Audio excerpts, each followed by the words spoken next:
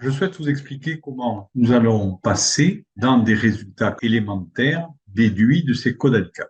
Tous les cytopathologistes produisent un résultat sous la forme d'une conclusion littéraire, mais aussi sous la forme d'un code. Alors, que faut-il savoir de ce code? Il y a toujours 8 caractères, 4 lettres. La première lettre indique quelle est la technique du prélèvement. F, petit. O, c'est un organe enlevé après une intervention. B, une biopsie. I, qui veut dire une résection ou une conisation. La deuxième lettre indique la technique. C, ce sera de la cytologie. H, de l'histologie. Y, biologie pour HPV. Les deux dernières lettres de ce premier groupe de 4 définissent l'organe. G, c'est gynécologie.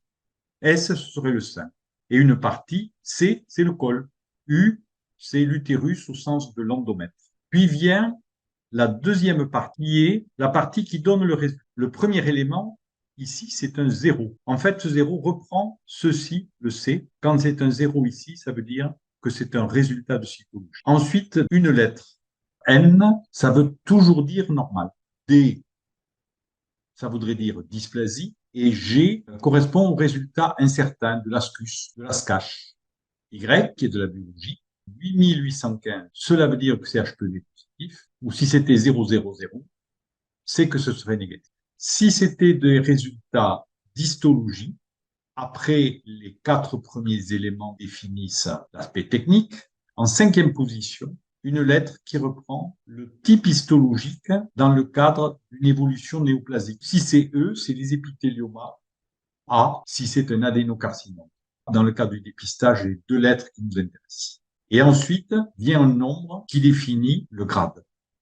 Je voulais, et c'est assez simple, vous l'avez là, vous avez les HPV positifs et négatifs, la cytologie 0 pour dire que c'est la cytologie. Vous voyez, vous avez un 0 sur toute la ligne, toute la tranche de cytologie, comme on l'a dit.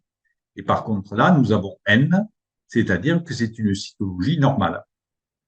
G, c'est incertain pour les 3 groupes. Ascus, HSL, à ce moment-là, c'est des G. Voilà. Et donc, vous avez le nombre qui précise, soit c'est l'Ascus si c'est 11, Ascash, c'est 12. Et donc, c'est cette chaîne qu'on va rechercher. Des lettres qui ont d'autres sens. P18, ça veut dire qu'il n'y avait pas de cellules endocervicales. Si c'est un frottis qui a été fait après une hystérectomie, vous aurez OE41. Après une conisation, OE43. Si c'est sans valeur, 0V. Une atrophie, 0 et 15. Toutes les inflammations auront des I.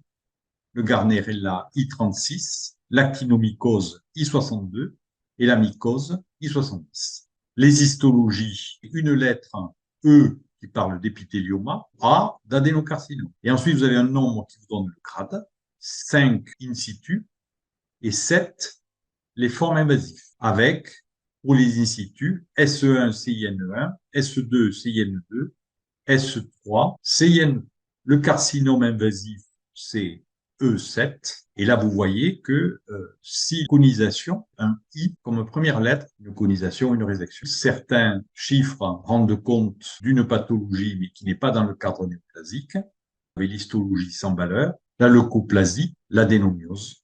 Il n'y a pas de cotation spécifique pour les types virologiques particuliers d'HPV dans les 8 premiers caractères de la liste. Revenons à notre résultat. Voilà. Donc, comment? Eh bien, comme tout à l'heure, vous avez compris, je vous ai dit que 0N correspond à un frottis normal. Donc, je vais dans résultat handicap ici, un frottis négatif, par frottis négatif. Voilà. Je clique là et je confirme bien ici que j'ai pas dit de bêtises. C'est ceci, c'est un frottis normal, frottis négatif. Voilà. Et donc là, il faut que je m'assure du paramétrage d'après cette partie-là sur la ligne de l'handicap. Je l'amène ici. J'agrandis pour, c'est bien sur cette ligne de l'handicap que ça se trouve. Et c'est le texte qui est sur la même ligne.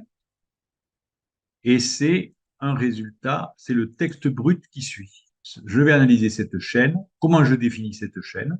je la définis par ce qui est juste avant, handicap, et qui est sur la même ligne que lui.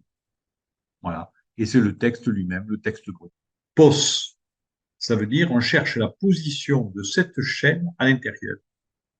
Nous avons bien CGC0N. Voilà. Le C ne sert à rien. Je peux le supprimer parce que c'est le col. 0, c'est en cytologie et GN. Ça veut dire que c'est normal. C'est un frottis normal. Je le valide. J'ai bien frottis négatif. J'ai ici l'information qu'il s'agit d'un HPV positif. Je vais prendre cet élément, je le prends, je l'amène ici, je vais dire que c'est un HPV positif, voilà, et ici, donc je remets l'handicap, je dis que c'est sur la même ligne et que c'est le texte box, et je valide. Il va me dire que c'est l'HPV positif. Vous avez vu que j'avais un X au lieu d'avoir un C ici. Ça veut dire que, est-ce que c'est du col, est-ce que c'est du vagin? J'ai un doute propre à cette lettre. Voilà. Mais 88-15, c'est toujours d'HPV. Ensuite, je veux rentrer la totalité de la conclusion d'Anapat. Je prends la conclusion qui est comprise entre conclusion et handicap. Je prends ça, je l'amène ici. Je prends ici le texte brut qui est entre A et B. C'est tout le texte entre A et B. En A, comme je l'ai dit, je vais prendre conclusion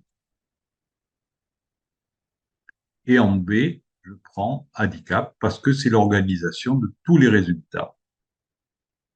Voilà, et je valide. Et je peux voir le résultat. Aujourd'hui, j'ai la date du bilan, j'ai les résultats handicap tels que je les rentrés, et il me propose de fixer une conduite à tenir. Nous parlerons de la façon de faire ça secondairement.